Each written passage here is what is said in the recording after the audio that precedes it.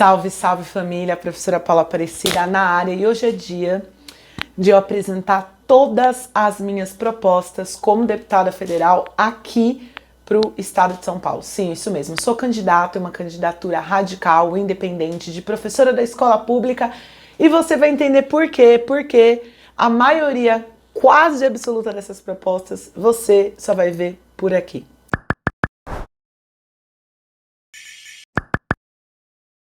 Se liga, vou começar aqui. Peguei a folhinha porque são 11 propostas, 10 mais 1.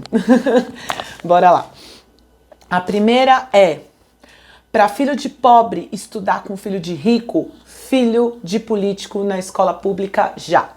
E aí eu vou explicar essa proposta, gente. Assim, ela nasceu de um lugar de professora da rede pública que via ano a ano os políticos prometerem mudar isso, mudar aquilo outro, educação é prioridade, professores vão receber os melhores salários e na prática isso não acontecia.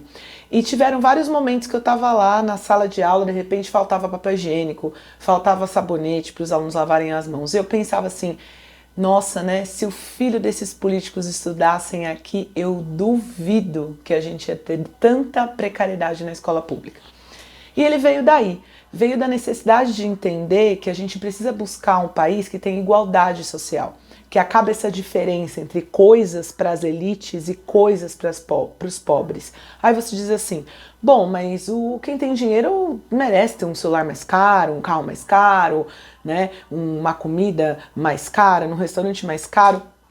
Eu não estou discutindo os seus desejos individuais. Ainda, não, mentira, eu não estou discutindo os seus desejos individuais, que também afetam o sistema, especialmente ambiental, econômico, etc. Mas o que eu estou discutindo aqui é como a gente pode garantir justiça social, como a gente pode garantir direitos iguais. E se todo mundo tem direito à educação, o direito à educação deveria ser igualmente de qualidade, mas não acontece isso. E aqueles e aquelas que estão com a caneta na mão, que decidem os rumos da escola pública, que decidem os rumos do hospital público, são as pessoas que não entendem nada desses mesmos sistemas, que olham a saúde pública e a educação pública como se fosse uma planilha do Excel que pudesse tirar e colocar coisa. Então, ter os filhos dos políticos na escola pública significa esses políticos não pensarem só no pobre, no outro. A política deixar de ser um exercício de caridade, mas se tornar um exercício de fazer política para mim, de política ao fazer coletivo, não só para a família do outro, mas para a minha família, para o nosso lugar, para a gente estar junto. E isso também tem a ver com a diminuição da corrupção. A gente sabe que a educação é um grande flanco para distribuir dinheiro público para geral por aí. Obras nas escolas, né? Parcerias público-privadas com material escolar, com merenda, com transporte. Então você também, ao conectar aquele político, não só o deputado, o senador, o presidente, mas o prefeito, os vereadores da cidade, com as necessidades da escola pública, você, de certa forma, pelo menos da perspectiva, né, mais individual, você dificulta esse processo de corrupção. Afinal, os filhos deles vão ser atingidos pela mesma corrupção que eles estão perpetrando contra a população. Bom, vou para outra proposta então. A outra proposta é fim de dinheiro público para a pecuária, investimento na proteção de animais humanos e não humanos, natureza e agricultura familiar. Eu vou falar esse tema de novo para falar olhando para a câmera. Vamos lá. Fim de dinheiro público para a pecuária, investimento na proteção de animais não humanos, na agricultura familiar e na proteção do conjunto da natureza. Bom, é o seguinte, a gente sabe que a pecuária, ela é, no Brasil, a grande causa de desmatamento, poluição das águas e poluição do ar, o que está relacionado também a esse caos da mudança climática. Então a gente precisa tomar uma atitude em relação a isso, para a gente proteger o futuro das futuras gerações, proteger o futuro dos nossos filhos, proteger a existência de água de qualidade nesse planeta, proteger as pessoas para que não sejam vítimas dos desastres que aconteceram no Brasil, por exemplo, né, no início desse ano. Várias mortes em Minas Gerais, na Bahia, aqui em Francisco Morato, Franco da Rocha, em todo lugar por conta de chuvas que não deveriam ocorrer dessa forma, né? Petrópolis também. E a gente precisa entender que um território que tem 200 milhões de habitantes não dá para ter 200 e tantos milhões de bois. Esse território não foi feito para isso. Só que a pecuária ela em si, ela não é economicamente viável. Como assim, né, economicamente viável? Ela gasta muito recurso, ela gasta muita água, ela gasta muita mata para fazer, inclusive, comida para esses animais quando estão próximos dos abates. Eles não comem mais a grama. Gasta muito território, porque eles ficam andando aí no pasto, que transforma a floresta em pasto. Ela é uma atividade cara, né? Fora a matança desses animais, todo o processo, né, dessa matança, desse transporte, dessa logística, desse alimento não, né? Porque na minha opinião né? Mas vamos lá, desse animal morto, né? Que não pode ser armazenado de qualquer jeito, porque dá inúmeras doenças, etc e tal.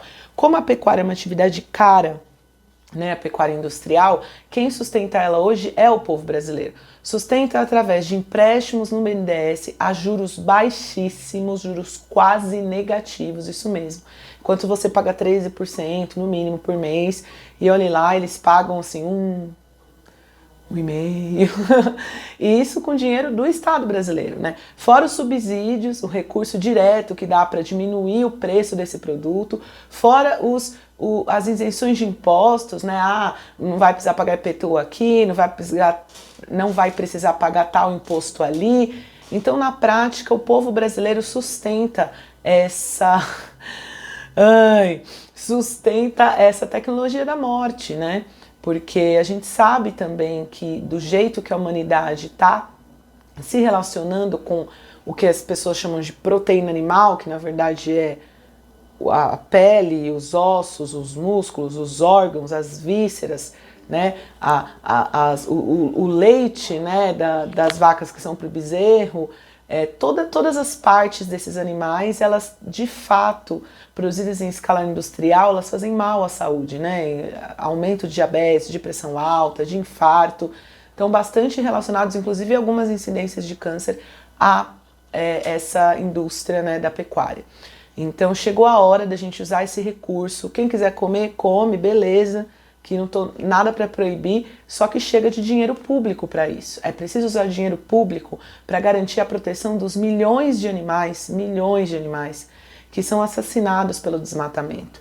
Milhões de animais silvestres que a gente chama de vida livre, que são imprescindíveis para a manutenção desse planeta, por equilíbrio ambiental. Também proteger outros animais que são abandonados, traficados, violentados, né, que são torturados, garantir que nós humanos, minimamente, né, assumamos a nossa responsabilidade com essas vidas que foram e são humilhadas e oprimidas pelo Homo sapiens sapiens, né, pela espécie humana. Então a gente tem que assumir esse compromisso. Para além do compromisso de reflorestar, a gente precisa de dinheiro para reflorestar. Dinheiro para pagar pessoas, talvez para comprar terras e para conseguir voltar a crescer a natureza de forma cada vez mais livre, né? E também para a agricultura familiar, para a gente acabar com esse latifúndio do monopólio de produzir um só produto, garantir que as famílias brasileiras tenham um alimento barato de verdade e sem veneno. Então, vamos pegar esse dinheiro da pecuária e transferir ele para aquilo que a gente precisa: proteção animal, proteção ambiental e comida sem veneno através da agricultura familiar. Bora então para a terceira proposta. A terceira proposta é bastante parecida com a primeira. Políticos e dependentes, filhos, marido, esposa, pai, mãe, que são dependentes economicamente, usarem o SUS. Isso mesmo, chega de político indo no SUS, no hospital público, no postinho de saúde, para tirar foto, como se fosse turista, né? Olhando assim a realidade dos pobres, coitado dos pobres, né? Tirando fotinho com as crianças, mostrando que entende de alguma coisa, quando na prática todos eles, são atendidos em hospitais particulares de elite. Eu não falo aquele Prevent Senior, não, porque o único burguês que eu vejo que põe a mãe no lugar desse é o dono da van, né? A gente está falando do Sírio-Libanês, do Albert Einstein, hospitais que, para pisar lá, dar uma cuspida, ser entendido por médico, levar um curativo, você deixa uns 20 mil reais só de brincadeira. E esses são os políticos brasileiros. Essa é a maioria dos políticos brasileiros. Políticos que não entendem na prática, nunca trabalharam na saúde pública, quase nunca foram atendidos. O que eles conhecem de saúde pública de SUS é levar a vacina no braço. Porque pegar uma fila para fazer uma cirurgia, né, tentar marcar um exame, tentar marcar um atendimento com um médico especialista, eles não sabem como funciona. Eles olham pela tabela do Excel. E aí na tabela do Excel eles acham que pode cortar um médico aqui, que não precisa, né, desse atendimento de exame ali, para o quê? Para deixar o processo mais produtivo, mais enxuto, economizar recurso. Mas quem economiza recurso com a vida das pessoas é porque não sente que essas vidas têm valor. E as elites aqui brasileiras, historicamente, esse é um país escravocrata, olham para os mais pobres como se fosse barata, como se fosse só mais um, como se não importasse o sofrimento, a dificuldade de vida desse mais pobre, como se fosse culpa, né? Assim como na escravidão diziam da marca de Caim, que aquelas pessoas de pele mais pigmentada seriam em si pecadoras e demoníacas, tem uma visão, né, que sobra desse processo escravocrata de que as pessoas que são mais pobres, elas merecem passar por dificuldade, merecem a pobreza, que a pobreza é a nova marca de Caim, que é a marca de quem merece sofrer. Por isso, não dá para ficar dando saúde de qualidade, educação de qualidade. A gente precisa sustentar o mercado, é fazer o PIB crescer. E o mais interessante é que hoje no Brasil, em 2022, o PIB cresce e a pobreza aumenta. Doido, né? Esse país ganha mais dinheiro, esse dinheiro vai para quem? Então, a proposta aqui é que os políticos, que aqueles que assinem as canetas, aqueles que definam a política pública no Brasil, que eles sejam parte de fato do povo. Eu não estou pedindo para morar na Viela da Quebrada, na Coab, e nem estou pedindo para usar o transporte público. Estou sendo até bastante gentil. Só duas coisas: saúde pública e educação pública. Todo político e seus dependentes precisam usar. Todo político e seus dependentes precisam usar. Isso acontece em outros países. Isso, na prática, acontece no Canadá, que só existe saúde pública, não existe saúde privada no Canadá. Isso acontece na Finlândia, que é o país número 1, de acordo com o índice de pesquisa educacional, né? E que diz que lá tem menos de 2% de escolas particulares, e mesmo elas são gratuitas, e só podem ter uma administração privada, né? E que os filhos dos políticos estão lá com o filho do operário. Essa é a melhor educação do mundo, a educação que não tem diferença entre rico e pobre, a educação da Finlândia. Vamos começar aqui no Brasil. Vamos começar a colocar os políticos no lugar que eles têm que estar, junto do povo, e não para fazer comício, mas para viver a vida do povo. Vamos para qual proposta? A quarta proposta, fim de dinheiro público para bancos, até todas as pessoas no Brasil terem acesso à casa, a emprego e a comida digna, de qualidade. Vamos lá, vamos prestar atenção nesse país. Hoje, cerca de 52% do amontoado que o Brasil arrecada de impostos, de cada coisa que você compra, vai para os bancos, para pagar juros, amortização e a própria dívida pública. E o que é essa dívida pública? Essa dívida pública começou, teoricamente, lá na independência do Brasil em 1822, quando na verdade foi uma independência meio comprada de Portugal. E o Brasil teve que pagar uma multa paga a partir de um empréstimo com a Inglaterra. Então a gente já começou devendo na história. E essa dívida, ela foi se acumulando, se amontoando, né? Ela cresceu bastante durante a ditadura militar, várias foram as denúncias, né, de obras superfaturadas, de empréstimos que não precisavam ser realizados, mas a gente sabe que durante o regime militar tem a tortura e você não pode, de fato, expressar e denunciar corrupção. Isso aconteceu aqui no Brasil.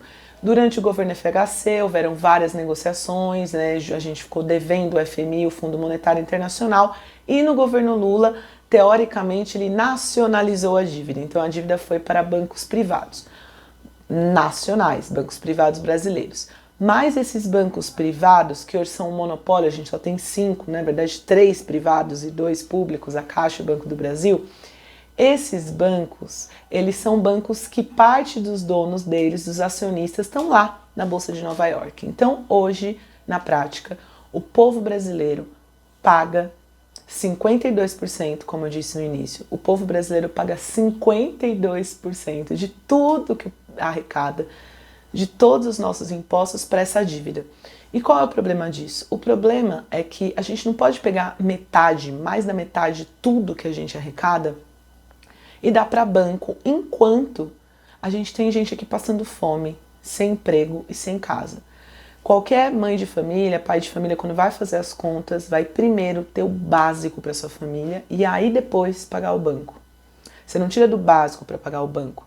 Você tira, inclusive pelo contrário, o povo brasileiro está tirando do banco para pagar o básico. E é isso que a gente tem que fazer aqui. O Brasil não é um país pobre, né? Se a gente pega o PIB desse ano de 2022 e divide entre mais ou menos uma família de 4 pessoas, isso daria por volta de 13 mil reais por mês para cada família de 4 pessoas. 13 mil reais por mês, puta grana, né? Mas não é isso que acontece. Então a minha proposta é que a gente pare de pagar essa dívida agora, suspenda esse pagamento. A suspensão desse pagamento,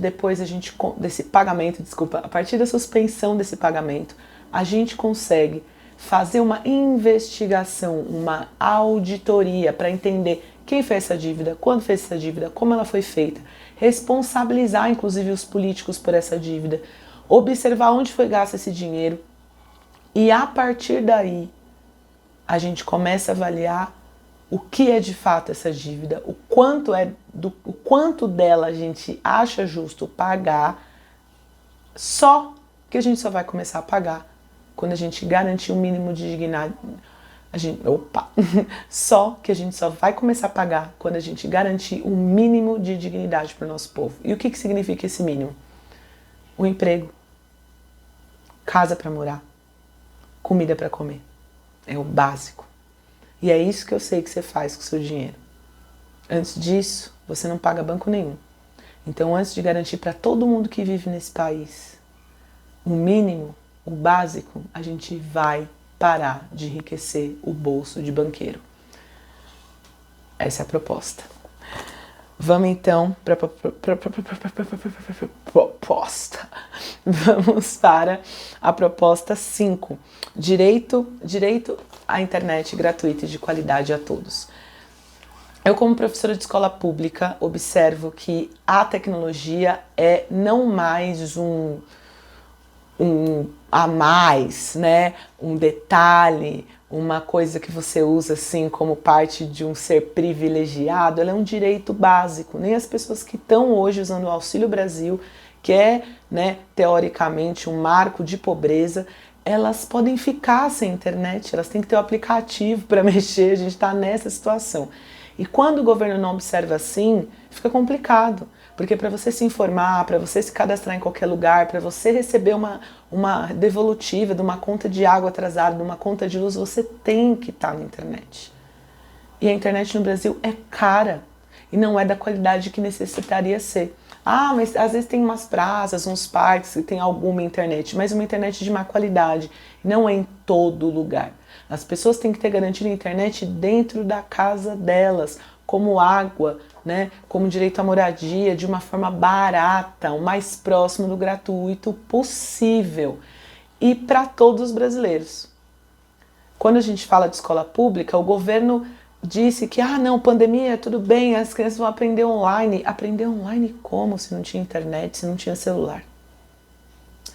Para a gente democratizar esse país, garantir o total e livre acesso à informação, a gente precisa de internet gratuita e de qualidade para todos. Hoje a gente tem uma separação. Uma parte das pessoas só mexe no WhatsApp e no Facebook porque não cobra dados, e outras de fato têm acesso a sites, a demais informações, a coisas mais profundas. O acesso ao conhecimento, ele precisa ser gratuito para todos. Quando a internet é paga e é de má qualidade, você afeta o alcance ao conhecimento. Você diminui a possibilidade de pessoas de se informarem, de entenderem o que está acontecendo. Então não adianta ser contra fake news, dizer que o povo, não tem noção, espalha umas coisas imbecis, quando esse mesmo povo não tem nem possibilidade de fato navegar nesse mundo online de forma livre, gratuita e de qualidade. Vamos então à sexta proposta. Chega de político profissional. Fim da reeleição consecutiva, nova candidatura só depois de 8 anos fora.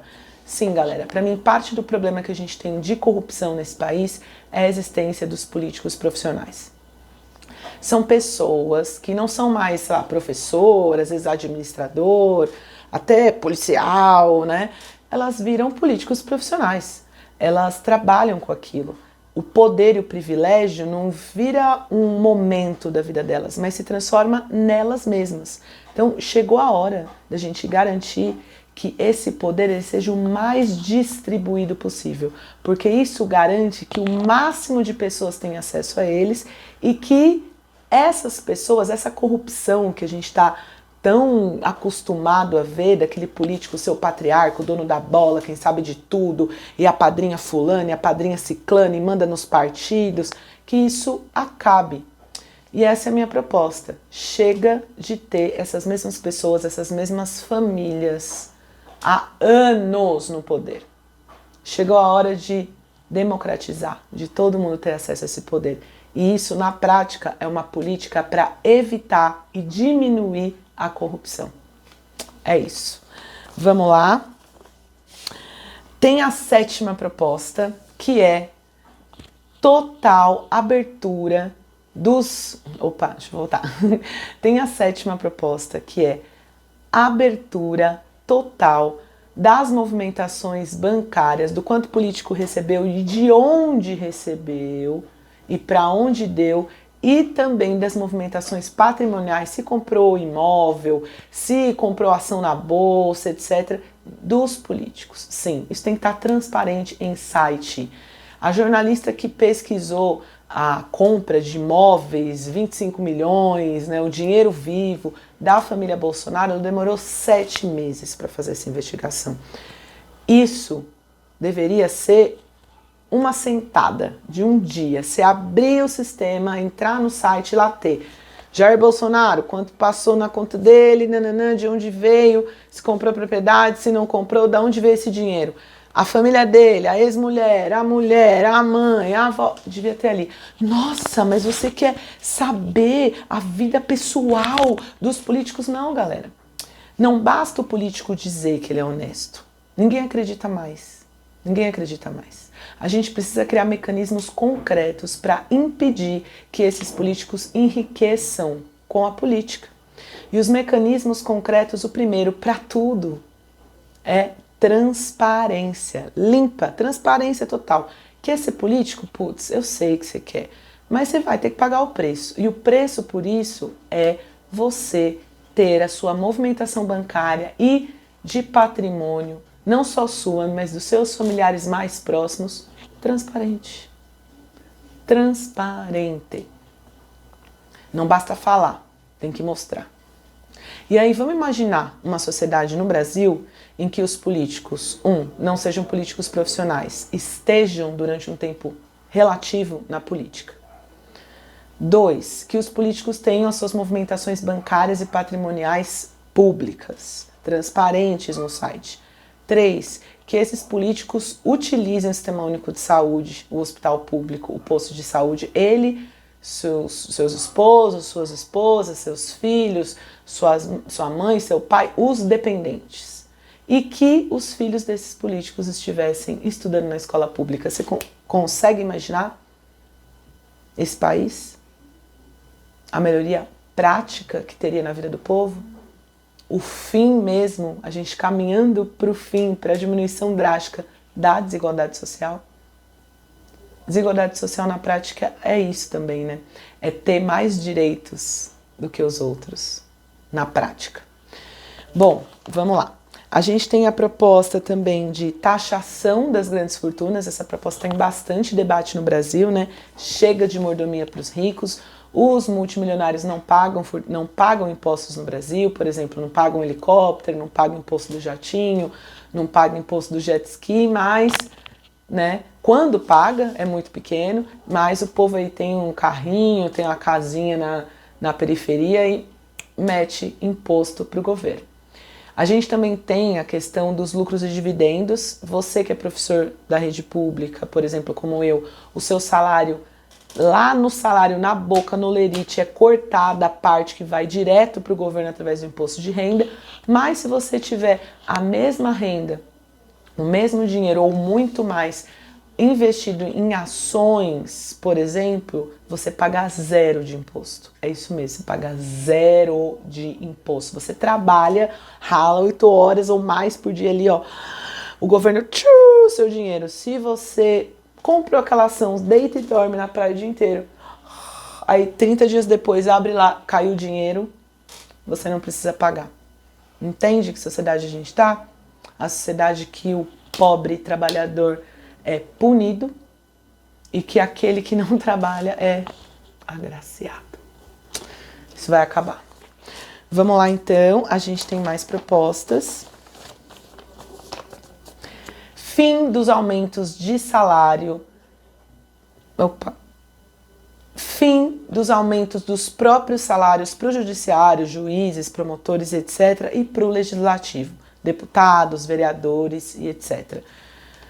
Saiba você que eles estão aumentando o salário deles. Eles sempre aumentam os próprios salários. Isso é regra na política brasileira, né? Então, a gente não pode dar... É como se a gente desse por exemplo, pro professor o direito de aumentar o próprio salário. Eu não seria contra isso, mas a gente teria que dar o direito para todos os trabalhadores e trabalhadoras desse país. E o problema é que no serviço público, especialmente, a gente tem diferença de trabalhadores. Tem trabalhadores que têm mais direitos, o judiciário, que aumenta o próprio salário, que faz todo tipo de jogada para aumentar o próprio benefício e para transformar esses aumentos de salários e benefícios em coisas legalizadas. E os próprios políticos, que definem o quanto eles ganham, que na verdade, se eles trabalham para o povo, quem deveria definir é o povo. Mas isso não acontece. Vamos lá. Fundo de luta popular. Então, tem mais uma proposta que é a questão da criação de um fundo de luta popular com parte do salário da deputada, que sou eu, e dos assessores. Sim, é bem o oposto do que faz a família Bolsonaro, né? Que pega o salário da galera junto e vai comprar casa, pelo menos é o que dizem por aí, né? Vai comprar mansão e vai distribuir dinheiro. Aqui é importante a gente usar esse dinheiro público, inclusive como forma de doação, tanto minha quanto deputada, quanto de todos os assessores do mandato, para criar um fundo público, transparente, totalmente documentado, para lutas e mobilizações da classe trabalhadora e povo pobre. Cada vez que cada um desses governos atacarem o povo, atacarem os nossos direitos, como foi na reforma da Previdência, na lei dos tetos dos gastos, na reforma trabalhista, né, nas privatizações que eles vivem tentando fazer, que a gente tenha recurso para se organizar. Porque a gente não tem o velho da van, a gente não tem o dono da Riachuelo, a gente não tem os grandes empresários por aí, a Vale do Rio Doce, e nem vamos ter, e nem queremos ter, sustentando as nossas mobilizações, porque eles são a favor de retirar os direitos do povo. Mas quem então vai sustentar a gente? Nós mesmos. E esse mandato é um mandato popular, é um mandato que precisa estar alinhado e totalmente a serviço da luta popular. Então, por que não a gente pegar parte desses salários como um compromisso coletivo, meu e de todos os assessores do mandato, criar esse fundo, total transparência, né, inclusive na internet, com o site, mostrando as movimentações e que os movimentos possam nos procurar, não de forma para apadrinhar a luta deles. Esse deputado é meu padrinho, vai me ajudar com dinheiro, né? Estamos ali junto. Não, mas de uma forma pública, de uma forma transparente, de uma forma focada na nossa missão de garantir os nossos direitos e acabar com esse sistema de opressão e exploração. Tem mais uma proposta que está relacionada à frente de esquerda. Sim, a proposta é que esse mandato tenha, de fato, uma frente de esquerda com a presença de um assessor dos 3 partidos de esquerda mais radicais que existem hoje, para além do PSOL, que é o partido que eu faço parte. Um assessor do PSTU, um assessor do PCB e um assessor da UP. Há muito tempo, muita gente diz que o problema da esquerda está desunida, mas eu acho que a gente precisa garantir a esquerda mais radical e mais combativa no Congresso Nacional para, de fato, a gente conseguir organizar a luta prática contra a direita, bolsonarismo e fascismo, mas para que também a gente não consiga cair na ilusão e no canto de sereia da aliança das elites com Lula, Alckmin, etc. e tal. Então, ter essas organizações no mandato de uma parlamentar do PSOL é uma expressão concreta, sem falação, mas na ação, sobre essa grande unidade que a gente precisa. Unidade para derrotar o sistema, hackeando o sistema dentro do mandato. Então, faço essa, é triste falar promessa, né, porque os políticos estão fazendo promessa, mas esse compromisso de garantir um cargo para cada uma dessas organizações. E por último, a gente tem, eu gostaria de levar, né, na prática para o parlamento o PL Escola de Paz e Liberdade, que é um projeto de lei que eu escrevi, né, criei e participei desse processo criativo, e ele foi protocolado tanto na LESP, em nome do Raul Marcelo, que estava substituindo o nosso mandato coletivo, quanto da Erika Hilton, vereadora da Câmara Municipal de São Paulo. E esse projeto é um projeto muito caro para mim, é um projeto que trata da cultura de paz nas escolas, implementar a cultura de paz, a justiça restaurativa e não punitiva, aquele processo da comunidade conseguir se escutar, resolver os seus problemas de violência de uma forma coletiva, de uma forma buscando entender as origens desses problemas, ao invés de punir e resolver expulsando os alunos problema, né? Uma visão pedagógica de como lidar com esse processo de violência e, ao mesmo tempo, ser um espaço de auto-organização, né? De total liberdade dos assuntos, dos temas, dos debates, que a comunidade possa se educar nesse processo, que possa escolher os temas adequados a serem discutidos e levados, né, pelos professores, que os conselhos de escola sejam órgãos com mais poder, com poder inclusive de transformar e determinar parte do currículo daquela escola, para a gente transformar isso num lugar democrático.